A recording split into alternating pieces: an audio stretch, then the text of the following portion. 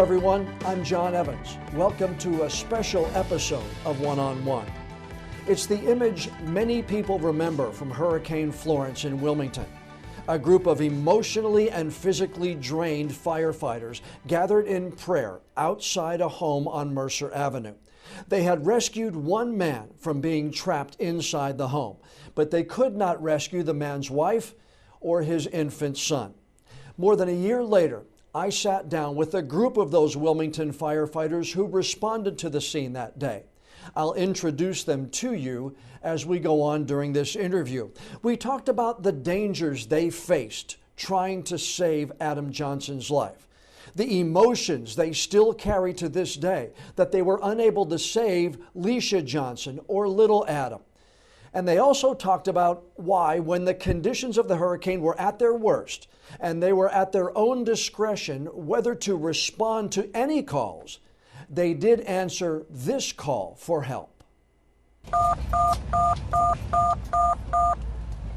Attention Zone 3 Alpha, Engine 2, respond to 24 Mercer Avenue, 24 Mercer Avenue, cross street of Market and Wakefield. Reference entrapment, tree fell on the back of the house.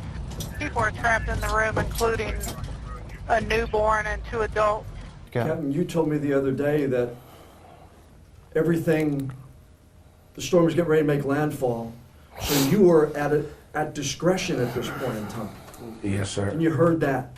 What went through your mind? We had just responded to another call like that over off of Greenfield Street, and This is Captain Shannon Preventure.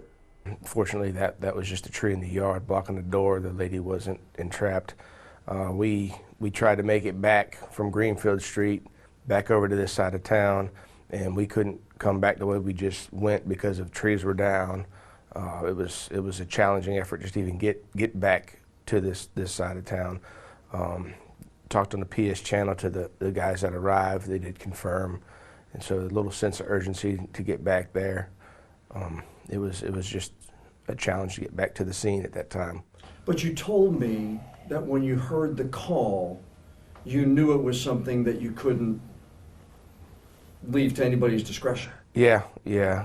Whenever there's children involved and stuff, that kind of tends to heighten up. Everybody, most of us have kids, and just a sense of urgency. Did it register with anybody over and above any other calls that you might hear? Circumstances are hurricane, circumstances are everything else like that. Did it register anywhere deeper than any other calls you might hear? I think it did. This is Battalion Chief J.J. Norwood. Because just the way it came out. We hadn't had anything, we had trees down on houses and stuff, but the way the dispatcher said it and the way the storm was blowing up at that time, you could tell there was definitely something different going on. There was no doubt about that. There's calls, there's dispatches that you hear, and it sounds like there might be some substance to it, and then there's dispatches that you hear and you go, that house is on fire. Here's Battalion Chief Patrick Campbell. There's no question by the way that came out. And the way this one was put out, I don't think there was any question in anybody's mind that there were people trapped in that house. That wasn't a, we'll go see what's going on. That was a, we got to get there. As I look through the CAD report and as I listen to some of the dispatch, Firefighter Delia, I think I heard you trying to get there. You tried Wrightsville Avenue, you tried Oleander Drive, you've heard this call.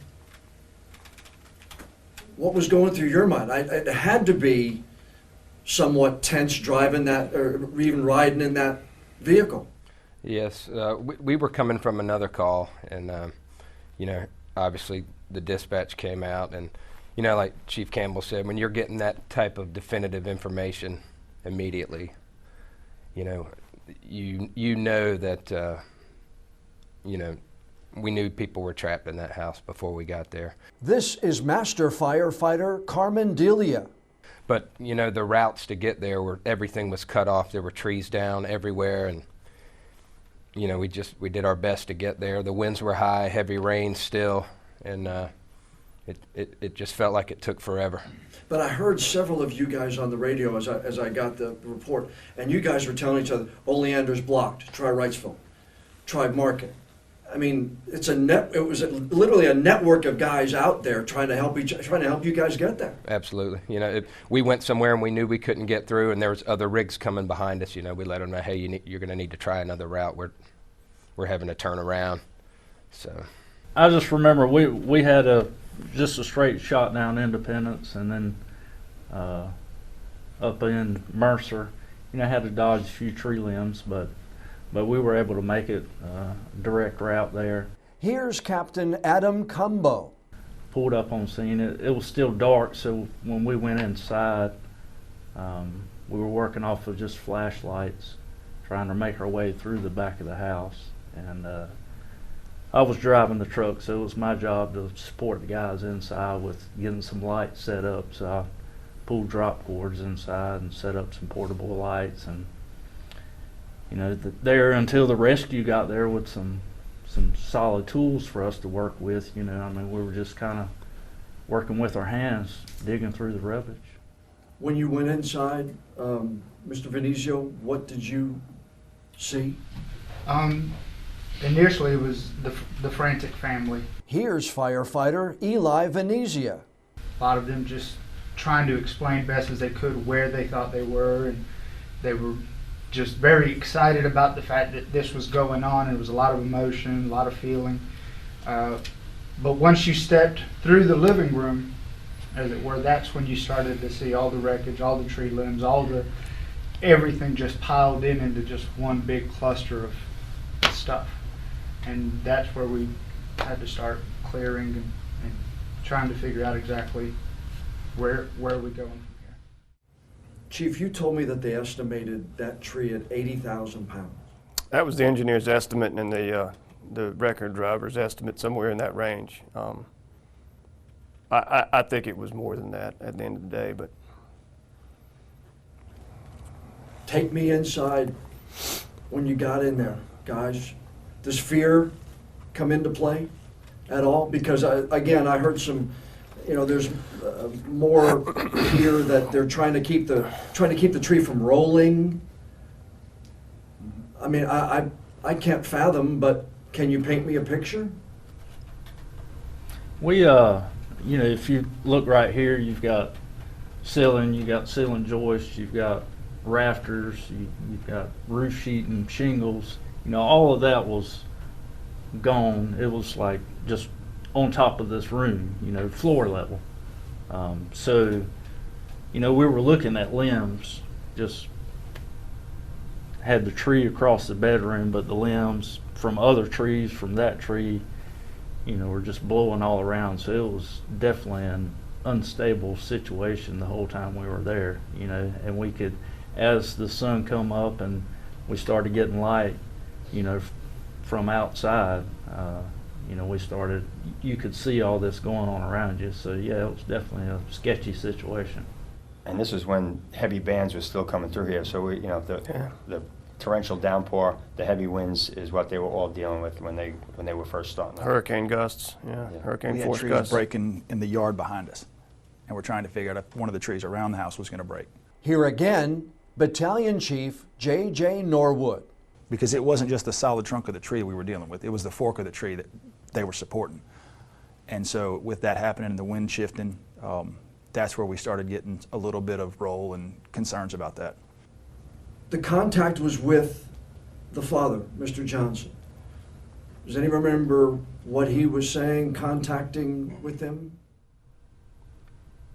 When we kind of dug down and made contact with him, and you know how he was pinned basically from his waist down.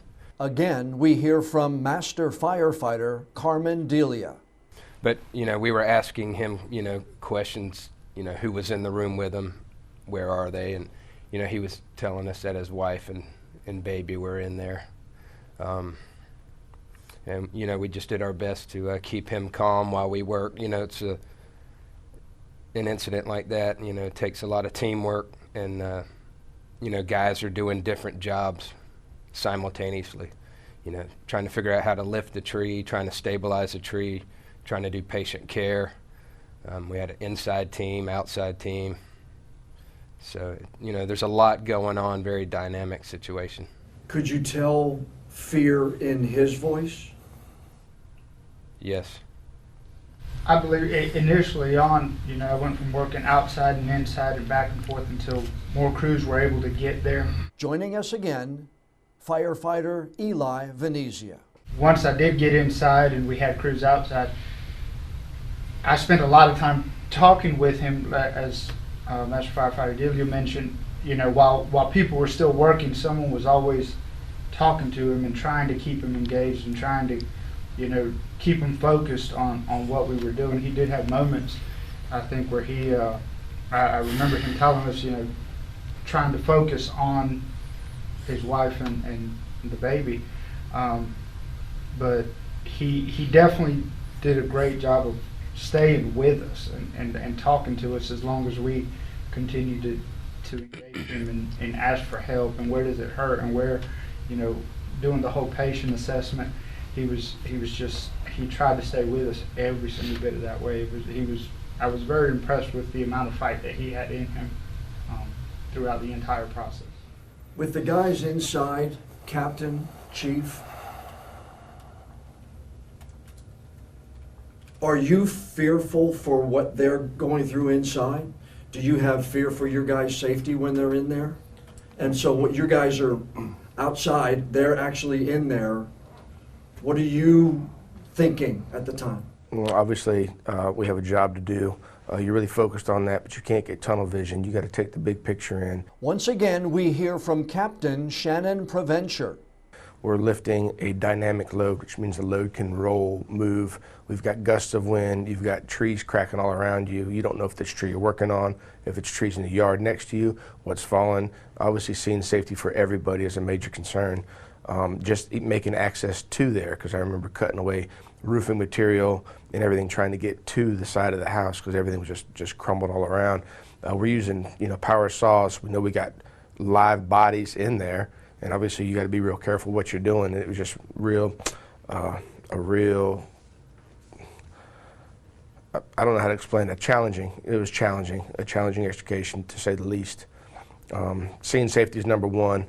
There was a few times we had to step back away from it because everything was shifting. We didn't want to injure ourselves because obviously, if we injure one of ourselves, we just added to the problem. And we had a very big problem at that time. Chief? One of the problems we ran into, as Captain Preventure's talking about, is we have an inside team and an outside team, as Firefighter Delia said. And so as we're strutting and supporting and cribbing the tree on the outside, we've got wind going on, but the ground was saturated. So every time we tried to raise the tree or support the tree, it would push the cribbing blocks down into the ground. So we would get a little bit of gain, and then we'd hold it for a couple minutes, and then we might lose it. And so in trying to make sure we kept the tree stable, to make sure they could work inside, because it was a hands-only fight for a while. You just sat there and they just had to dig and dig and dig, and then we started making a little progress. And you know, that was the major concern, like Captain Preventure said. It was dynamic. The tree rolled a little bit. We did lose the cribbing block at one point in time. We had to back out a couple times just for safety of everybody, because if one of our people gets hurt, that's not helping anybody else at the scene. I heard the call, I'm not sure what time it came over. 7:27, so you guys are already there about 15 minutes. Whenever you guys get here, we're going to need six buys, and then somebody in the back yells, I have the audio, but somebody in the back yells, and wedges. We're trying to keep this tree from going horizontal. Would a rescue jack be a better option with the chains? Then I heard later you were talking about, Mr. Deal, I think you talked about airbags that you actually use. You showed me in the back of the vehicle when we were here. So you're trying literally everything at this point in time, right, Chief? They were at that point. I came in the scene a little bit later on, but when I got there, Chief Norwood was basically he was kind of in operations mode, and he was handling the scene itself, the work that was going on. Once again, Battalion Chief Patrick Campbell. And I ended up kind of taking command of the overall scene, trying to coordinate efforts there. And and it's not funny, but when I got there, it looked like the rescue had just thrown up its equipment into the yard. I mean, the compartments were open, they were empty, and everything. They were using every tool they had at their disposal to try to stabilize this thing and lift. And you know, as Chief Norwood said, they'd make a gain and then it would sink, move, shift, you know, and it was frustrating. And these guys were at it for not you know, an hour or two, but they were at it for several hours. You know, to the point of complete exhaustion for some of them. When you're inside, did it ever get to the point where you had fear for your own life, actually in the room itself? There was one time when they had the tree cribbed up outside. Once again, we hear from Captain Adam Cumbo. I think we had lifted it, made a little bit of gain, and we had a wind gust. Because this tree, you know, was laying horizontal, but then it's got its limbs that are catching all the wind. But the cribbing block or tower shifted a little bit, and we were, and I remember, was there like 4 of us in there, and we were on top of each other trying to get out. You know, it was literally, you know, it's time to leave. Because it was, you know, that 80,000 pound tree, you know, inches from our head moving. Ever been that scared before or since? I like Camp Prevention mentioned earlier, you know, you're so focused on the bigger picture that, or at least for myself, I mean, you don't feel the fear or really think about it until that tree started to roll. And then I remember we all just fell back, and in that instant it became very real that, hey, we really need to pay attention to what we're doing here, because something's going to go wrong if we don't. But then almost as quickly as that happened, it was like, now you're back focused on the big picture again. And you're just not thinking about, I could get hurt here right now. And me personally, I think that's a good thing, because if that's what you're focused on, then you're not focused on that patient anymore. So if anyone was scared, I didn't see it. The main thing we did when we did lose the load a little bit is we got out of the way. We did what we call par check. Everybody okay? Everybody okay? Check with the guys inside. Everybody's good. Then we were right back on it just that quick. Once we knew everybody was good, we were right back on it. Obviously, like I said, being right up next to the tree, there's a little bit more concern, not only with the rescue going on, with our victim going on, but I was concerned about everybody else. And obviously, them putting themselves in dangerous situations. We already lost the load one time. What's going to happen? We were on plan D, E, F by this time, trying to lift that tree. One of the things you asked about people being scared inside, I never saw once on any of these. You know, we had EMS personnel close by in the interior of the building. Here's Battalion Chief Greg Fix. Sal and Eli were both in there close, and we try to rotate couples, you know, companies in and out of there. But they're also relying on the training that they've done and the people outside stabilizing. So we, at that point, as Captain French said, we had taken some areas out where we could see the people who were stabilizing outside, and you know, they had a very rough time of it just because of the wind and as Chief Norwood said about the ground, you know, being so wet at that time. So you know, they were relying on each other. So I don't think anybody actually had the time to even really worry that much about it. We talked to, you know, Mr. Johnson the whole time, and not so much about about maybe surgically, but you know, we pretty much assured him we're going to get him out of there. You know, he was talking to us, and he'd slip in and out, but he would, you know, we had a plan, and I think after we regrouped and saw what we had, and granted, conditions changed at that point. We lost all, you know, the wind died down, so we were able to make, you know, a little bit of a different plan, you know, and like Captain French said, we were on, you know, maybe plan D or E at that time. So talking to him and assuring him that we were going to get that off him and get him out, that I think, you know, was a big part of it. You've been in there a while. When was the decision made, and did you have to talk to Mr. Johnson about the only way we're going to get you out of here is to bring the surgical team in? Can anybody shed any light on that? Because you'd been in there, obviously, for the better part of almost 2 hours at that point in time when that decision came up.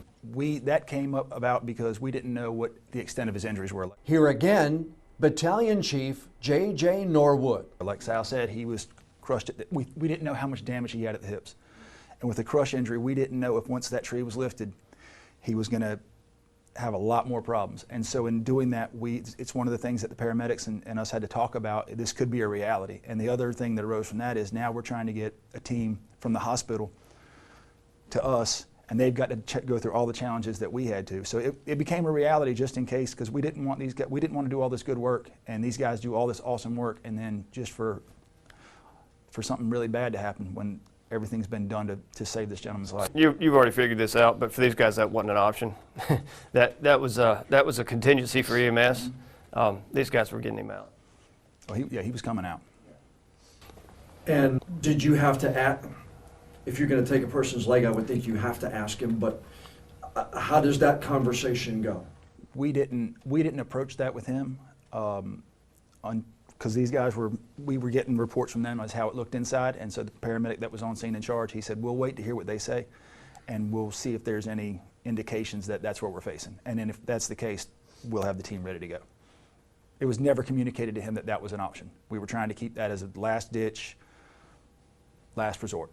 There was a surgical team, a field surgical team brought in on a contingency that might have to happen, but like I said, for these guys, it wasn't an option. They brought him out intact.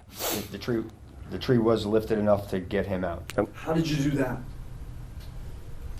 Well, like Sal was talking about with the airbags, we finally got a good surface on the foundation and up under the trees, so where we can lift, just a ½ inch and then an inch, and we're making little gains. And then on the inside, he was still on the mattress and the box spring, had the tree across him, and then you've got the bed frame under that. So we're doing everything from underneath him to get him to drop while they're trying to get the tree up. So it was just a group effort of both teams to free his lower body until we were able to get him out. You think about the mattress being under compression, right? Mm-hmm. So anytime we're getting a gain on the tree, that mattress is just coming up with him underneath him, so we're not making any progress trying to get him out. We had to stabilize the mattress, so whenever we would lift, we would actually get the lift to get him out. The paramedics approached me from the outside and asked about, they said the surgical team's here, do you think we're going to use him? I said, give us 15 more minutes and we'll have him out. And to just sort of add to that, Firefighter Eli Venezia. As you mentioned here, we lift and we're talking about inches and this and the other, but I remember when Master Firefighter Delia and Combo and Captain Lamb, it was everyone pulling on him strategically, not just crazy. And we had already raised everything we could. I had my hand under there on his leg, feeling the tree, the gap, and communicating between them, the outside, because at this point, they were saying, are we going to be able to pull him out? We've got as much lift as we're going to get, and we're pulling. And it was like holding your breath as long as you could, the entire call, and then it slipped. But there was never, oh yeah, we got 2 inches, he's going to come right out. But it was just all of it, a little more. Everything you've got, and you hear everyone saying it's maxed out, this bag's maxed out, that, we've got the lift over here, and I'm just a little bit more pull, and he's coming, and sure enough, it was almost like that last minute. All right, one more time, and that's when his leg came out. But it was never, oh, I can put my hand between his leg and that tree. Was he conscious? He was semi-conscious at that point. He was definitely communicating with us because we were talking to him and telling him, okay, this is it. We've got you. You're coming out. We knew at that point that this is essentially the most that we're going to get here. What did he say? I'll be honest with you, I don't remember his exact words. I do know that he was ready. he was ready, and he was in pain. But because a couple times, like he thought that he was free to come out, but he wasn't. I mean, once again, Battalion Chief Greg Fix. From his hip to, he was from the hips he was pain. So, but when we finally did stop moving him, he knew that we were moving him. He's like, I just moved him. And like I said, as Eli said, it was just a little bit up and a little bit down was just that little bit that we needed at that point. And he was worried about his family. He made the comment because we were bringing him out of the house. Again, we hear from Master Firefighter Carmen Delia. He just said, my wife and kid. And then we delivered him to EMS, and I told him we're going to do everything we can. You had concerns that these guys had been working so long that you were going to swap out and let these guys take off, and then you realized that wasn't going to happen. No, that wasn't going to happen. These guys weren't going to. They did. Yeah. I might not be sitting here if I'd have tried to have done that. More now from Battalion Chief Patrick Campbell. But we did, so at that point, there was a task force out of Indiana Task Force 1 that had been assigned, and they were a Swiftwater team, but they'd been assigned down here as a part of the contingency for the storm. So contacted the county battalion chief, or he contacted me and said, hey, if you need some help from the task force, we can get an element of them out there. And so they did send, I think it was a 20 or 25 man element of the task force out to us. And even though they were a Swiftwater team, they came in, and as part of being a USAR team, they had a structural engineer, and he helped us with the estimation of the tree weight and some of the dynamics of the things that were going on there. And they had manpower, and they provided relief for these guys in manpower. So we had brought all of our resources into play that we could spare during this time. And those guys coming in, I called in a rotator wrecker, which was the heaviest wrecker that I could get my hands on. And between the wrecker operator and the structural engineer from the task force team, the estimation was 80,000 pounds on the tree. The wrecker operator was able to get that tree in the backyard of the neighbor's house, which I don't know how he put that wrecker back there, but he did. But it was not an ideal position. And he was not able to lift what his wrecker is capable of lifting. But he was able to put some lift and some relief on the tree and help stabilize it some. Actually, his truck was sinking into the mud just like our cribbing, so there was trouble, there was problems there. But that element of Indiana Task Force 1 coming in and providing relief for these guys and just manpower. I know when it was all said and done, these guys were just spent, and the guys from the task force are like, all you need to do is point, and we'll put all the equipment away. You just point and tell us where it goes. Don't lift a thing. You guys can probably speak to that. Were you going to leave before you got them out? Mm-mm. Nope. That was going to be a little bit of closure to that scene for all of us, I think. Captain Shannon Provencher. We worked so hard, and everybody was coming out before we left that scene. And I thought we'd been there just for a couple hours, but we were there for a long time. You just lose sense of time after that. And that's where these guys look out for us, because we're the workers, Well, it was 4.5 hours. Yeah. It was. I'm sorry, 3.5 hours before Mr. Johnson was actually brought in. It was late afternoon before we finally cleared the scene. And all the time I've been here, every one of the storms that I've covered, there's an image in my mind. The Fran and Floyd, the pigs floating up in Duplin County, and the damage in Topsail Island, and some of the other ones. Obviously, for this one, it was that picture of all of you guys outside in that circle meeting, and then the prayer. Everybody got down on their knees. Can you tell me when that happened in this whole process? What you guys were talking about? I think, Chief, you were telling me about it when we met last week. Yeah. So that occurred after Mr. Johnson was extricated from the home, and he was taken by EMS, and we kind of stopped and just had a regrouping, and just kind of brought everybody together, and the Chief Martinet was on scene. Our chief of our department, he was there, and he said some words, and everybody kind of came together. The mother and child had not at that point been brought out, and at that time they still couldn't make access to the mother and the child, and it was abundantly clear to me, kind of running that scene, that these guys were not going to leave until they got them out either. That was not even an option. So it was a kind of a regroup, and a prayer was said, and then it's time to get back to work to get them out. 10:47, after Mr. Johnson was brought out, Task Force 1 from command, who was Task Force 1? Was that you? Task Force 1 was the element from the Indiana Task Force. Oh, okay. We still have, and then there's a pause, some work left to do with 2 confirmed deceased. That showed me exactly what you were talking about, that you guys weren't leaving that day until you brought Leisha and her son out. That's right. That's right. We worked too hard, of course. It wasn't the outcome we wanted, but we're not going to leave anybody behind. So how did you get started on the rest of the process? Could you... That was the point. That was the point that we gathered everybody together and had a conversation, kind of quick game plan, kind of clear the air, say a prayer, and get back to work. And they were going to bring those other 2 out, period. And they did. Were you still inside at the time after you brought Mr. Johnson out, Mr. Campbell? Yes.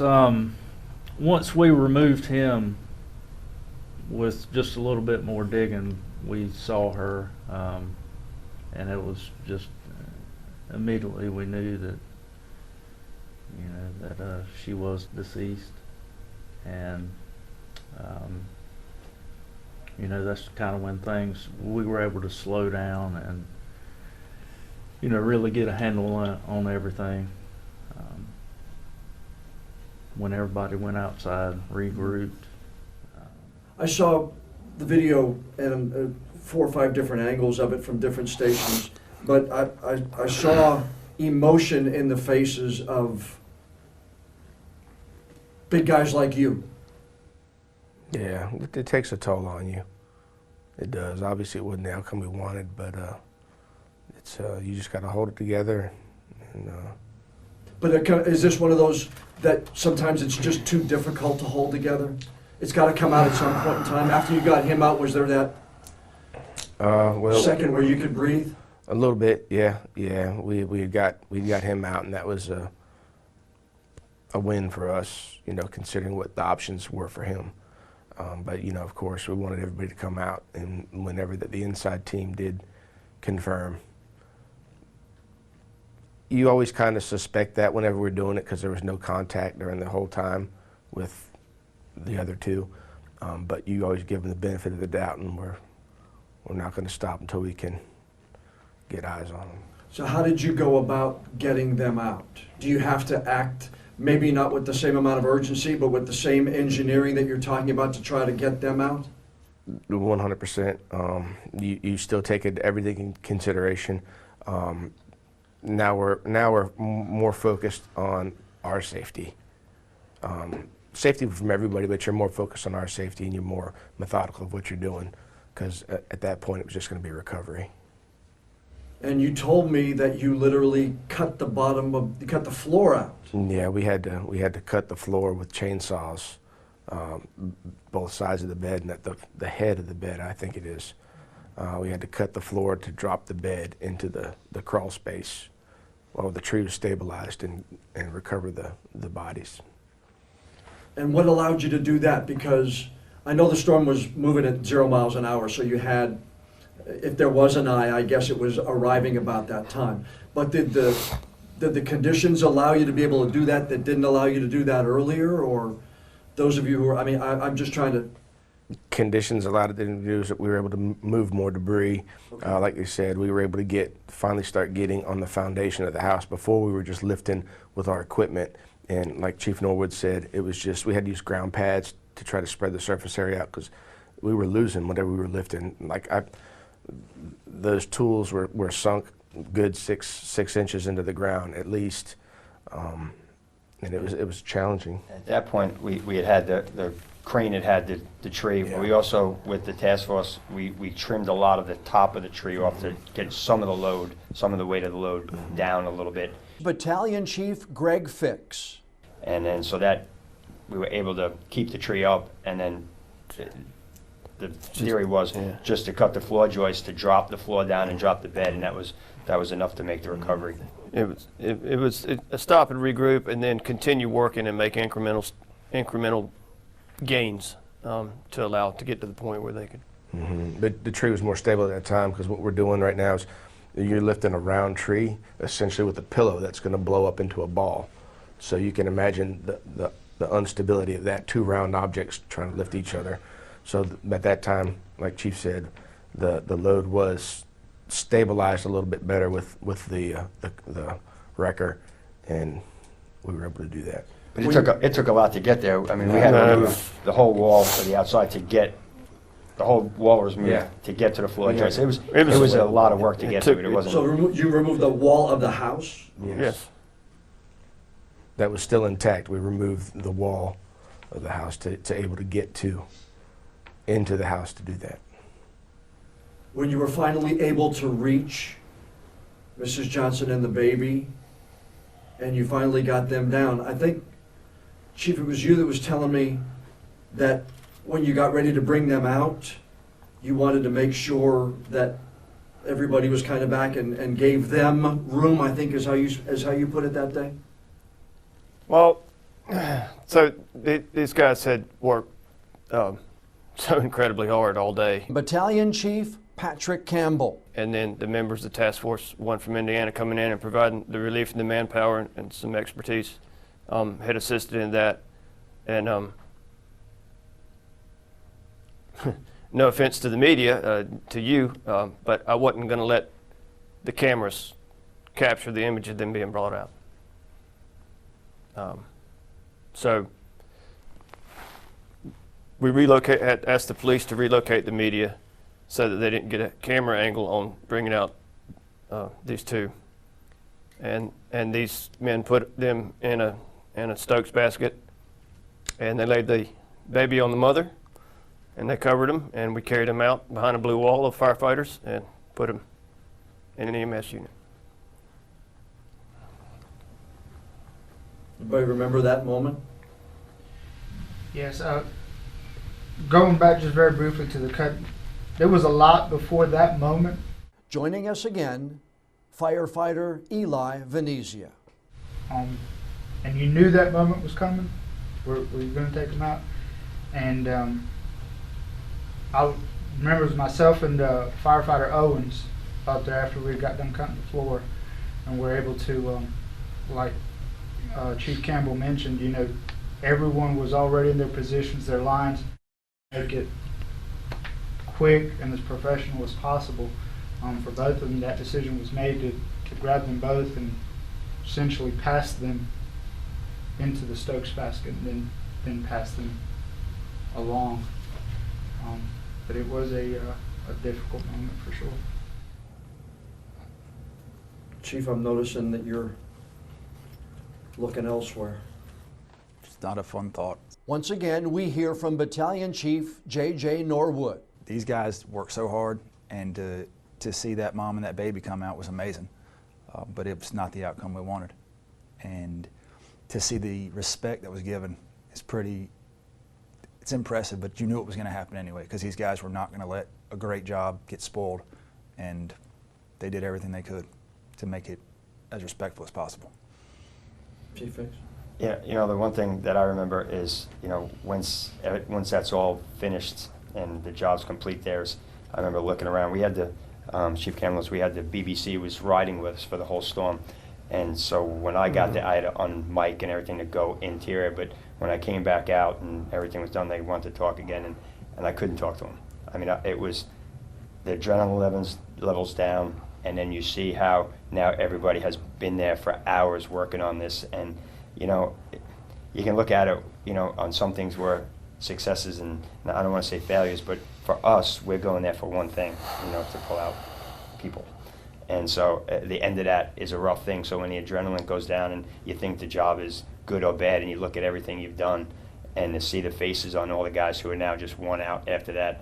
And, you know, as Captain Prevention said, a lot of these guys have kids, you know, for them to see that, and especially the younger guys in this department who haven't dealt with that in a whole career, the older guys who have seen that multiple times, you know, to see that on their faces and know that that's what they're thinking about. They're thinking about their kids that they have at home or their infants that they have at home, and that's a that's a rough thing to swallow, and a rough thing as chiefs to see your guys see something like that is a rough thing, because you know that that's going to be with them the rest of their career.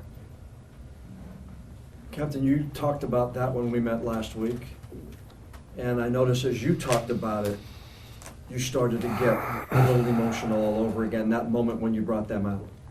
Yeah, that's something that's never going to leave you. It's something that's never going to leave you. You remember sight, smell, you remember all this stuff. It's weird how you never forget some things. But you got to move on. You know, it's always going to be back there. You just got to move on because you got a job to do. Sal, you were, as they came in, and I noticed you in the back, as the Chiefs were talking, I noticed looked to me like you were putting yourself back in that second when they came out. You know, it's I hate to say it, it's, you know, the feeling of defeat. You know, these guys, you know, they work so hard to get the outcome that we want, which is to save lives. And unfortunately, it didn't happen. And you just feel emotionally defeated. And, you know, to see this Mr. Johnson, you know, have to come out alive and go on without his family is it's devastating. And, you know, my heart goes out to him. So, you know, I don't remember what the period of time was. I think it was 10 days or even 2 weeks before there was a visitation and a funeral for the mother and child. I don't remember exactly how long, but it was some period after the storm, and we'd gotten back to recovery mode. Certainly not normal, but Chief Robinson sent us information about the visitation for the mother and child, and I would say the majority of people that were on that scene went to that visitation. I don't know how many went. Pretty much everybody. Pretty much everybody gathered up, put on our fancy blue and white shirts like we have on today, and went to the visitation. And that was voluntary. But I think for each one of us, it held a different meaning, and I think it was important for a lot of us to go there. What did it mean for you guys? It meant that even in that defeat, there was some positive. I remember talking to him and some of the same family members that were in the house, and it was hard. They did most of the talking because I could not, but to see them from that day to this day, it was very bittersweet. I mean, it was good to be able to be there and to speak with them, but at the same time, you just wish it was with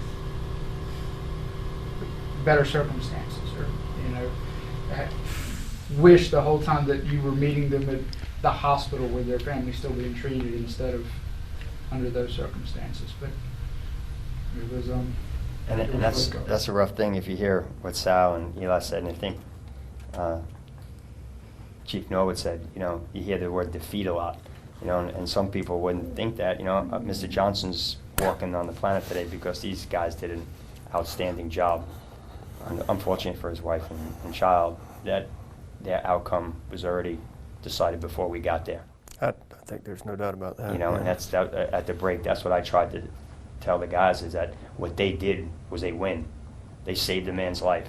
You know, he would not be here if it was not what they did. And but you still hear how hard they take on someone that happened before they got there that they weren't. They still look at that as defeat because it's a very tough pill to swallow sometimes. Sometimes that's the easiest thing. The bell rings and you go to another call. That's what we do, and it's what we're trained to do. So. Actually, it's how do you not do that? It's really the question. Because there's still work to be done. These guys came back, and Chief Robinson had come by and made sure that, you know, that nobody wanted to talk, and nobody really does at that point. I don't think typically it's time to start venting, and because the storm's still going on and calls are still coming in. So you tell the guys, hey man, get a shower, get a dry uniform on, you know, get a little downtime, put it out of service for a little while if you have to, and when you're ready, get back in service and start running calls. They probably took a couple hours. They're back in service, they're back running calls. And at that point, from then on, like, the multiple bands started coming through again. Yeah.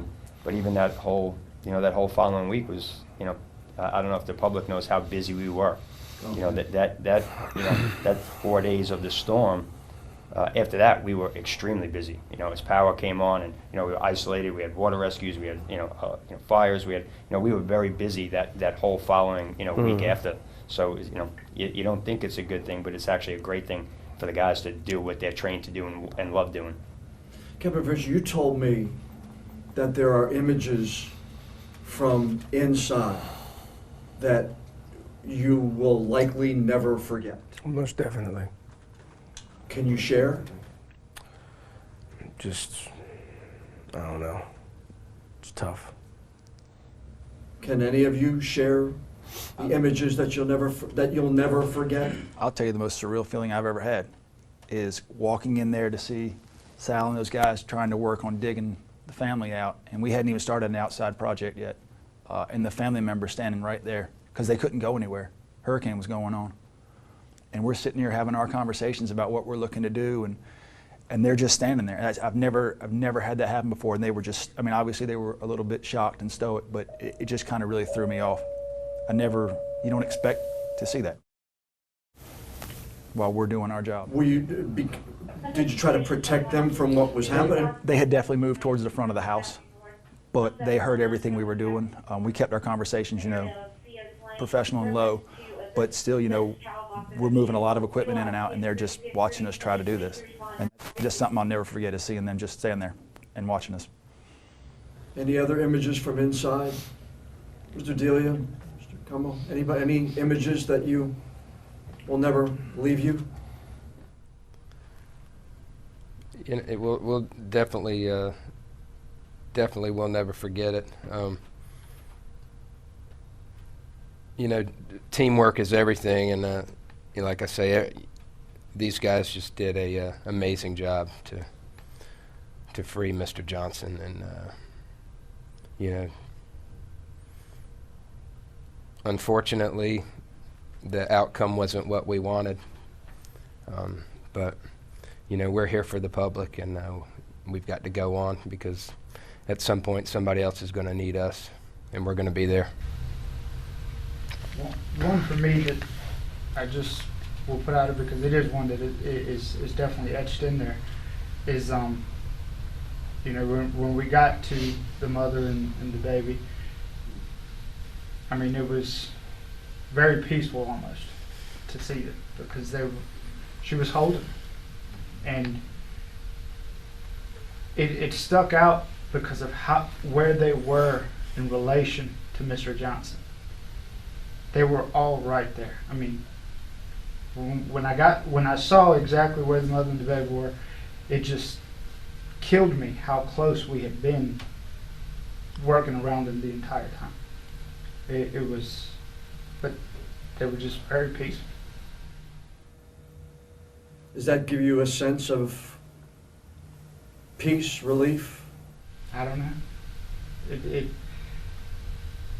It definitely makes you feel something, but it gets lost in the process or something when you're trying to compute it all. How easy was doing this today? Or how difficult was doing this today? When I got a hold of Natasha and she asked who would want to be a part of this. This wouldn't be easy for any of us if it weren't, even if it weren't about this kind of delicate subject. This is not this is not our forte by any stretch. Understand. But talking about what happened. Well, to say that, it's not even easy to begin with, and then to ask guys, that don't have feelings to talk about their sensitive feelings. It's. But you're human beings. Yeah, I don't know. but this story got national news, right? It's national news. The hurricane was here. outside media was here. This department goes to those calls, not every day, but in a career, you go to multiple calls like this that you see. So this one is just like to hear Eli talk about it, or any of the guys talk about it. You know, we go to motor vehicle crashes that have similar outcomes. We go to structure fires that have similar outcomes. We go to things like this in a career that, you know, that goes, I don't say unnoticed, but that the public doesn't see or the media doesn't see on a, you know, on a daily basis. Doesn't any day you come into work on this job, that can happen to you. And so, you know, I think if you ask us about this incident, I think someone look back at some other incident in their career that was worse to them, or that's what they're thinking. It's a snapshot in the file, you know. I mean, I can go through my Rolodex, and it's a snapshot of this one and a snapshot of that one, and this is just one of those in a whole career's worth of bad things.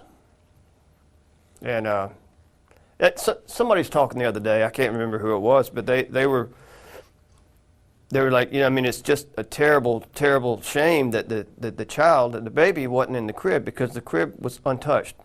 But the way the house came down, was that you, Captain? Right? So the crib, had the baby been in the crib's untouched. Baby would have lived. Would have been a better outcome. It's a hurricane. Wind's blowing hurricane force plus. Baby's in the crib crying. Where's baby going to go? In the bed with mom and daddy.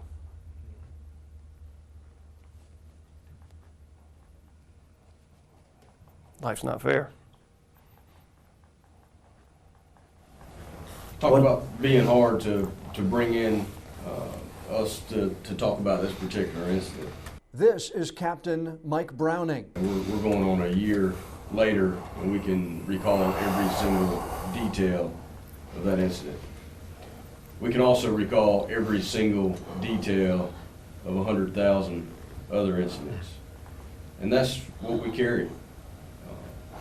We carry that every day as we go out and do the work we do for our citizens. We carry all those calls and all the poor outcomes, all the tragedies and all the triumphs as well. This one gained national attention. The community wants to know what happened, and we come together to tell that story because they want to have that closure as well, and we understand that because it's a closure from 100,000 calls that we don't truly get to feel. So we understand it would be nice, and that's why we're here, is to make sure that everybody has that closure and respect the family and the hard work that these guys did and the phenomenal efforts that were put forth in truly arduous conditions. But do you have the closure? I'll truly never have closure on that event. It's much like a lot of other events that we go to. You have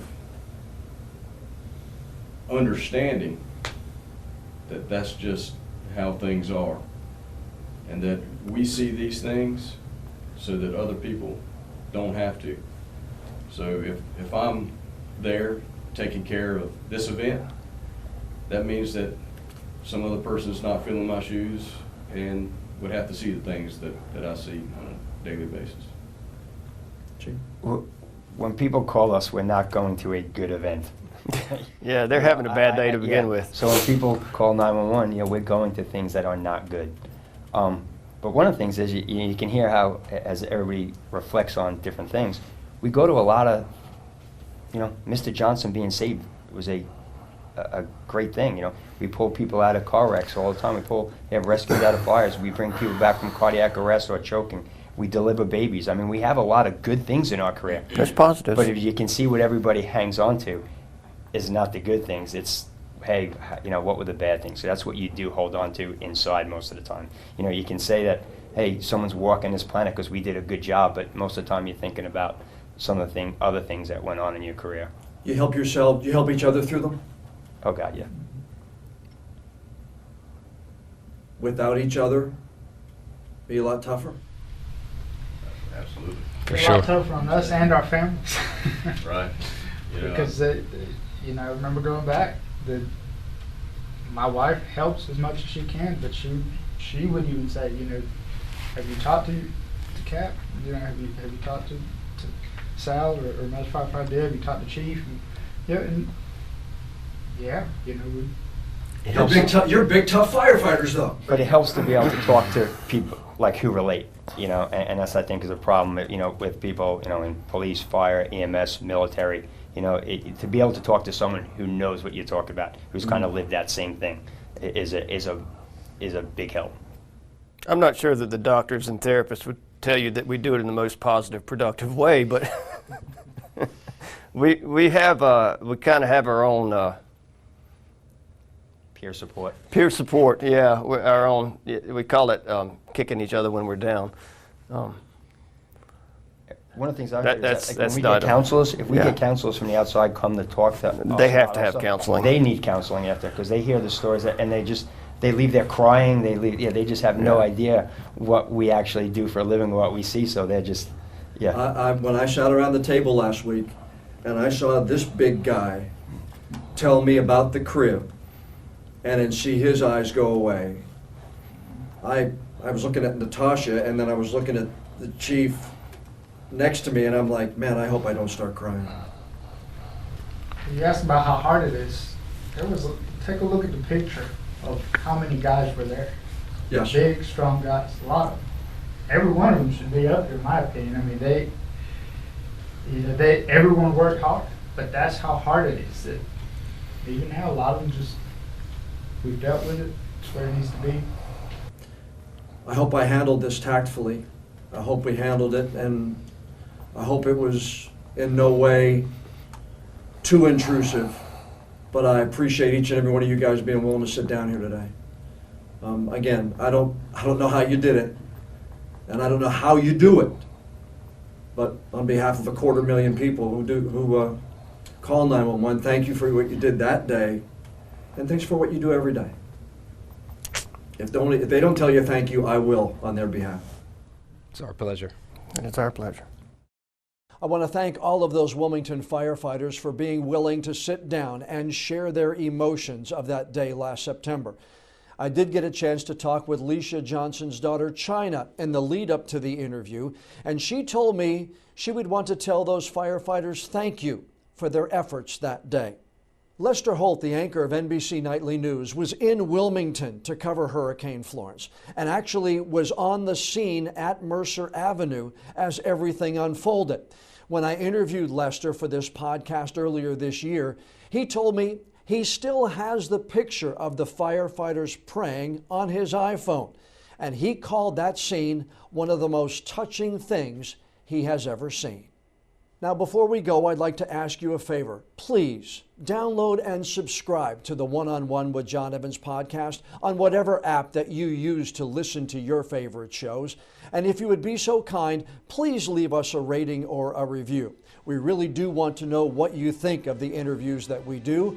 And the more ratings and reviews we get, the higher we'll be listed on those podcast apps, and the better chance we'll have of bringing in even more new listeners. I'm Jon Evans. Thanks so much for being with us for this special episode of One-on-One.